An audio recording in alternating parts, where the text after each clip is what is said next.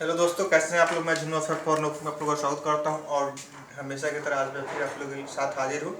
ठीक है, आज हम लोग बात करेंगे मॉनेटरी पॉलिसी में और उसके सेकंड पार्ट की। ठीक है, तो फर्स्ट पार्ट में आप लोग को जो हम बताए हुए थे उस पर थोड़ा सा संक्षेप में डिस्कस कर लेंगे, उसके बाद सेकेंड पार्ट की हम लोग चर्चा करेंगे।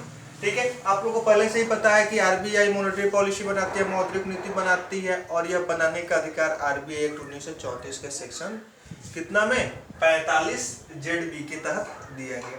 मॉनेटरी पॉलिसी का गठन कब हुआ था? 2016 में हुआ था, जिसके अध्यक्ष उस समय के वर्तमान गवर्नर कौन थे? उर्जित पटेल जी थे। ठीक है, नेक्स्ट क्वेश्चन हो गया। उसके बाद क्या बना? मॉनेटरी पॉलिसी बनाई गई, इसको शॉर्ट फॉर्म में MPC कहा जाता है, मॉनेटरी पॉलिसी कमेटी। अब इसमें 6 मेंबर होते हैं, हम लोग चर्चा कर चुके हैं। 6 मेंबर होते हैं कमेटी में। ठीक है, 3 मेंबर जो होते हैं आरबीआई से आते हैं और 3 मेंबर भारत सरकार से होते हैं। ठीक है, चलिए अब बात हम लोग करेंगे कि एक साल में मिनिमम कितनी टाइम मॉनेटरी पॉलिसी के लिए बैठक होती है, उसकी सभा होती है।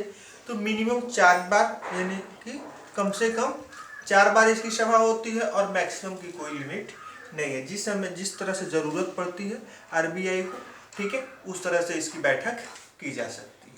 ठीक है, तो आपसे अगर एग्जाम में क्वेश्चन बनता है कि कितने कम से कम मौद्रिक नीति की समीक्षा साल में कितनी बार की जाती है, तो कम से कम 4 बार। ऐसे जनरली बाई मंथली किया जाता है, यानी कि प्रत्येक 2 महीने पे, यानी कि साल में 6 बार। याद रखिएगा, कम से कम 4 बार, अधिकतम की कोई नहीं लिमिट नहीं है। ठीक है, चलिए अब बात करते हैं by monthly meeting held for monetary policy, और प्रत्येक 2 महीने पे होता है, जिसके चलते 6 महीने। अगर सब कुछ नॉर्मल चल रहा है तो साल में 6 बार, कम से कम 4 बार, और अगर जरूरत पड़ती है तो अधिकतम की कोई सीमा नहीं। अब चलिए हम लोग बात करेंगे नेक्स्ट कि what is objective of monetary policy. Monetary policy बनाने के पीछे क्या कारण था, क्या लॉजिक है, क्या ऑब्जेक्टिव है, क्या उद्देश्य है। ठीक है, जैसे कि आप लोग पढ़ते ही तो कुछ ना कुछ आप लोगों को तो ऑब्जेक्टिव होगा ही, कुछ ना कुछ तो आपको उद्देश्य होगा ही कि हम क्यों पढ़ रहे हैं। ठीक है, हमारे पढ़ने के पीछे कारण क्या है। ठीक है, तो इसी तरह से आरबीआई को भी मॉनेटरी पॉलिसी बनाने के पीछे बहुत बड़ा रीजन है। तो क्या रीजन है, आखिर क्यों बनाना पड़ता है। ठीक है, आरबीआई को ही क्यों दिया गया, इसको हम लोग धीरे धीरे चर्चा करेंगे। मॉनेटरी पॉलिसी बनाने के पीछे फर्स्ट ऑब्जेक्टिव होता है कि प्राइस स्टेबिलिटी, यानी कि जो वस्तु का मूल्य है वो क्या बना रहा है, स्टेबल बना रहा है, अचानक से ना बढ़ जाए ना अचानक से कम हो जाए। यानी कि आप लोग समझते होइएगा, पढ़े होइएगा कहीं ना कहीं। ठीक है, कि वस्तु के मूल्य में अचानक से वृद्धि या कमी को इन्फ्लेशन डिफ्लेशन कहा जाता है। ठीक है, तो यहाँ पे हम लोग बात करेंगे कि इसको प्राइस स्टेबिलिटी भी देखा जाता है, कि प्राइस एक रूप बना रहा है। ठीक है, नेक्स्ट हम लोग बात करते हैं क्रेडिट अवेलेबिलिटी, यानी कि साख का भी मौजूद होना, साख भी मौजूद होना चाहिए, साख का भी उपलब्धता होना चाहिए, क्रेडिट भी उपलब्ध होना चाहिए। अब क्रेडिट उपलब्ध होने का मतलब कि मार्केट में जो कैश फ्लो है, जो लोग उधार लेते या देते हैं बैंक से, ठीक है, उनकी भी अवेलेबिलिटी होनी चाहिए, वो भी बना होना चाहिए। नहीं कि एक बार ज्यादा लोग लोन ले ले, एक बार न के बराबर लोन ले। ठीक है, थर्ड टॉपिक है stability of the exchange rate, और जो फॉरेन करेंसी को इंडियन करेंसी में एक्सचेंज किया जाता है या इंडियन करेंसी को फॉरेन करेंसी में एक्सचेंज किया जाता है, तो वो भी है, जो भी एक्सचेंज रेट है वो भी फ्लेक्सिबल होना चाहिए। ये नहीं कि आज डॉलर 70 रुपये है तो हो सकता है कि आगे चल के 100 रुपये हो जाए। ठीक है, तो ऐसा भी नहीं होना चाहिए। ठीक है, नेक्स्ट बात है फुल एम्प्लॉयमेंट, यानी कि रोजगार के भी अवसर प्रॉपर वे में होने चाहिए, पूरी तरह से होना चाहिए। ये नहीं कि बेरोजगारी ज्यादा बढ़ जाए। ठीक है, चलिए नेक्स्ट बात करेंगे high rate of economic growth. और इकोनॉमिक ग्रोथ यानी कि आर्थिक विकास हमेशा हाई रेट में, ज्यादा मात्रा में होना चाहिए, ज्यादा से ज्यादा होना चाहिए। ठीक है, क्योंकि आर्थिक विकास ही देश का विकास में बहुत बड़ा भागीदार होता है। ठीक है, चलिए नेक्स्ट बात हम लोग करेंगे और लास्ट है distribution of money. Distribution of money का मतलब हो गया, यानी कि जो कैश फ्लो है मार्केट में, ठीक है। जो लिक्विडिटी का कंडीशन जो है, लिक्विडिटी का सेंस यहाँ पे हम लोग कैश पैसे से लेते हैं, ठीक है। तो यहाँ पे जो लिक्विडिटी का सेंस है या डिस्ट्रीब्यूशन ऑफ मनी जो है हमेशा इक्वल बने रहना चाहिए, ठीक है। हमेशा कैश का जो फ्लो है वो इक्वल रहना चाहिए, ठीक है। चलिए अब हम लोग नेक्स्ट बात करेंगे और टूल्स ऑफ मॉनेटरी पॉलिसी, ठीक है।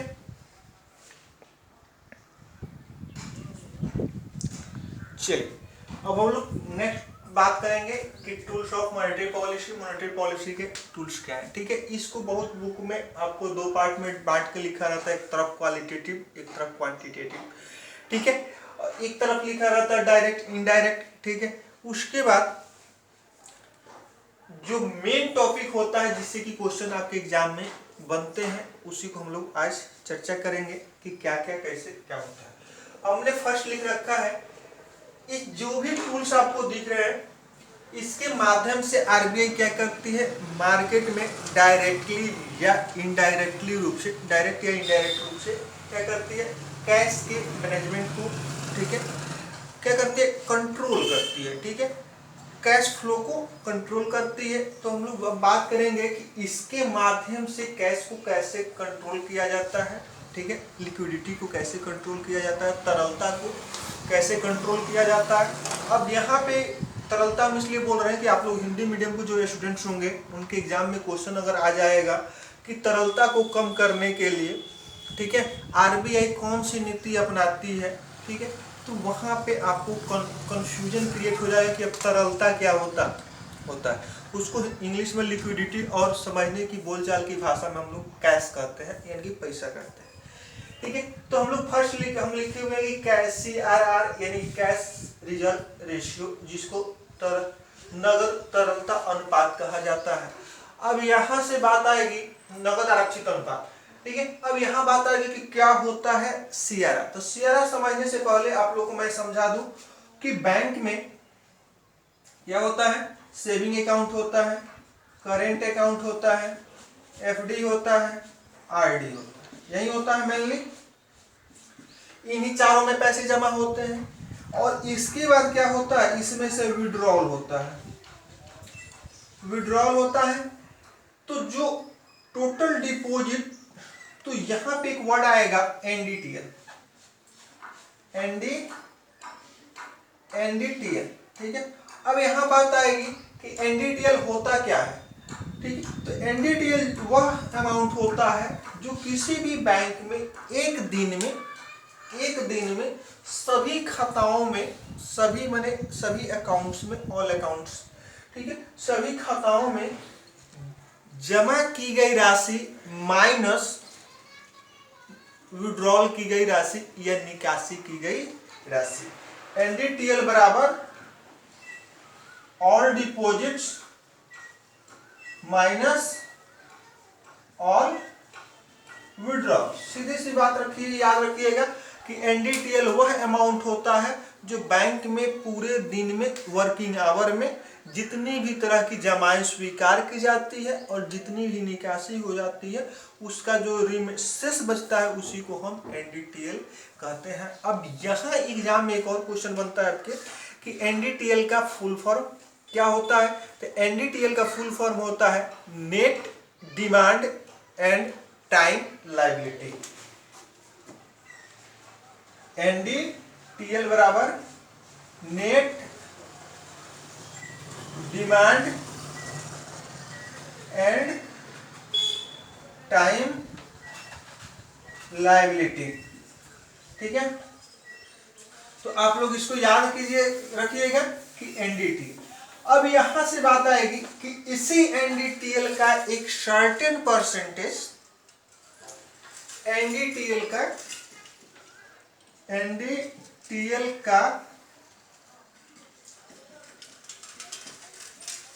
एक सर्टेन परसेंटेज आरबीआई क्या करती है, अपने पास कैश के रूप में जमा करा लेती है, उसी को हम CRR कहते हैं। NDTL का एक सर्टेन परसेंटेज जो आरबीआई के पास कैश के रूप में जमा हो जाता है उसी को हम CRR कहते हैं, जो अभी 3% है। अब 3% है तो यहां बात आएगी, आप समझिए कि मान लीजिए किसी भी बैंक का एक दिन में 5 लाख रुपया जमा हुआ, ठीक है, किसी एक बैंक में 5 लाख रुपया, हम ज्यादा क्या अमाउंट लेके नहीं चले, 5 लाख रुपया जमा हुआ, उसमें से क्या हुए 2 लाख विड्रॉल हो गए, 2 लाख क्या हुए विड्रॉल हो गए, तो बचा कितना 3 लाख। जो 3 लाख अमाउंट बचा वही कहलाएगा आपका NDTL। अब उसी 3 लाख का 3% वर्तमान में जो है वह क्या करना होगा, RBI के पास जमा कर देना होगा। किस फॉर्म में, तो कैश के फॉर्म में। आई बात समझ में, किसके फॉर्म में, तो कैश के फॉर्म में, नगद फॉर्म में, ठीक है। तो आई होप कि आप लोगों को CRR समझ में आ गया होगा। अब हम लोग बात करेंगे SLR, ठीक इसका अपोजिट NDTL का एक सर्टेन परसेंटेज जो बैंक अपने पास रखती है, क्या रखती है, बैंक अपने पास रखती है, उसको हम SLR या स्टैट्यूटरी लिक्विडिटी रेशियो कहते हैं, जो अभी वर्तमान में 18% है।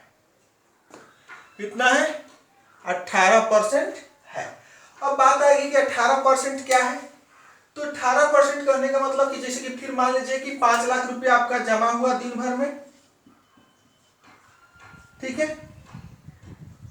हाँ, इसमें से 2 लाख क्या हुआ विड्रॉल हो गया, तो कितना बचा 3 लाख बचा। इस 3 लाख का 18% बैंक क्या रखेगी, अपने पास रखेगी, उसको हम स्टैट्यूटरी लिक्विडिटी रेशियो कहते हैं, उसे हम क्या कहते हैं, संविधिक तरलता अनुपात कहते हैं। अब बात आएगी क्या CRR की तरह इसको भी कैश में ही रखना होता है, CRR के तरह क्या इसको भी कैश में ही रखना होता है, तो बिल्कुल नहीं। CRR की तरह इसको कैश में नहीं रखना होता है, इसको रखना होता है आपको 3 फॉर्म में। SLR को कैश, गोल्ड और बॉन्ड 3 फॉर्म में रखा जाता है, ये बात ध्यान रखिएगा। और CRR को हमेशा कैश में रखा जाता है, ठीक है, किसके पास, तो RBI के पास ही कहाँ रखा जाता है, तो बैंक अपने पास रखती है। अगर आपको अगला कोई कंफ्यूज करने के लिए कह सकता है कि क्या SLR बैंक RBI के पास जमा करती है, तो बिल्कुल गलत है, ठीक है। RBI CRR पे या SLR पे इंटरेस्ट देती है, ये बात सही है, बिल्कुल गलत है, एकदम सही नहीं है, ठीक है। इस पे CRR पे और SLR पे RBI 1% का भी इंटरेस्ट नहीं देती है, ठीक है। चलिए अब हम लोग बात करेंगे बैंक रेट। अब बैंक रेट हुआ या रेपो रेट हुआ या MSF हुआ, तीनों में क्या होता है कि RBI अपने कमर्शियल बैंक्स को, यहाँ सी बैंक हम लिख दिए हैं, कमर्शियल बैंक को क्या करती है, लोन देती है। रेपो रेट में भी RBI कमर्शियल बैंकों को लोन देती है, बैंक रेट में भी RBI कमर्शियल बैंकों को लोन देती है, और MSF में भी RBI कमर्शियल बैंकों को लोन देती है। आई बात समझ में। अब बात आएगी कि तीनों का डिफिनेशन तो सेम है। अब तीनों का डिफिनेशन सेम है तो हम इसको कैसे अलग करेंगे, कौन बैंक रेट है कौन, तो यहां याद रखिएगा 90 डेज से ज्यादा, यहां लिखिएगा 2 to 90 डेज, यहां लिखिएगा 24 आवर्स। अब बात समझिए, वह ब्याज वह ब्याज दर जो क्या हो 90 दिन से ज्यादा के लिए एलिजिबल होगा वह बैंक दर होगा। और कौन कौन किसको देगा? आरबीआई अपने कमर्शियल बैंकों को देगा। या दूसरे फॉर्म में इसको कहा जाए आरबीआई अपने कमर्शियल बैंकों को 90 दिन से ज्यादा के लिए 90 दिन से अधिक के लिए जिस ब्याज दर पर ब्याज देती है, माने उधार देती है, करने का मतलब उस दर को हम बैंक दर कहते हैं। क्या कहते हैं? बैंक दर कहते हैं। इसी तरह से वह ब्याज दर जिस पे आरबीआई अपने कमर्शियल बैंकों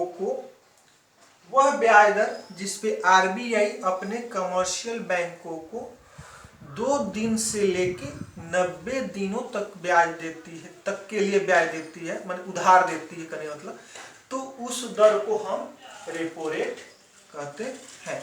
इसको रीपर्चेज ऑफर भी कहा जाता है, रीपर्चेज ऑफर भी कहा जाता है, रीपर्चेज एग्रीमेंट भी कहा जाता है। ठीक है, जिसमें रेपो रेट में एक और बात आ जाती है कि रेपो रेट में क्या किया जाता है कि आपको आरबीआई, ठीक है, आरबीआई आपको कैश न देके, माने उधार में जो कैश देना होता है वह न देके उसके बदले आपको गवर्नमेंट का बॉन्ड दे देगी। ठीक है, गवर्नमेंट का सिक्योरिटी पेपर दे देगी। ठीक है, या गोल्ड दे देगी। अब उस गोल्ड को आप मार्केट में दूसरे बैंकों के पास गिरवी रख के आप उधार ले सकते हैं। चलिए, ठीक है, अब चलिए नेक्स्ट हो गया बैंक रेट। आई होप कि आप लोगों को समझ में आ गया होगा, रेपो रेट भी आप लोगों को समझ में आ गया होगा। सेम चीज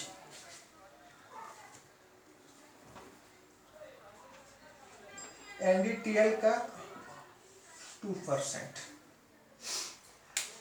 वह बैंक, यह बात समझिएगा, वह दर जिस पे आरबीआई 24 घंटे तक के लिए अपने बैंकों को उधार देती है और उसके साथ कुछ सिक्योरिटी पेपर अपने पास मॉर्गेज के रूप में रखवाती है, उसको हम एमएसएफ यानी कि मार्जिनल स्टैंडिंग फैसिलिटी कहते हैं। क्या कहते हैं? एमएसएफ उसको कहते हैं। बात आएगी कि एमएसएफ और इसमें अंतर होता है कि रेपो रेट बैंक रेट हो सकता है, लेकिन एमएसएफ कभी भी बैंक रेट या रेपो रेट नहीं हो सकता है। इसकी टाइम लिमिटेड होती है, विद इन 24 आवर के लिए, 24 आवर से ज़्यादा के लिए नहीं होता है। अब बात आएगी कि इसका एक परसेंटेज भी फिक्स है कि कितना हूँ आपको चाहिए तो वैसे नहीं मिलेगा। आपका जितना एनडीटीएल होगा, यानी कि आपकी जितनी net demand and time liability होगी, रोज की आपकी जो जमा होगा और उसमें से जो विड्रॉल करने के बाद जो रिमाइंडर का रिमेनिंग अमाउंट जो बचेगा, उसी का मात्र 2% तक ही मिलेगा, उसका मात्र 2% ही मिलेगा। जैसे कि हमने 3 लाख का एग्जांपल लिया था, 5 लाख में से 2 लाख घटा के 3 लाख, तो उस 3 लाख का 2% ही आपको एमएसएफ के तहत मिलेगा। अब बात आएगी कि रिवर्स रेपो रेट क्या होता है भाई।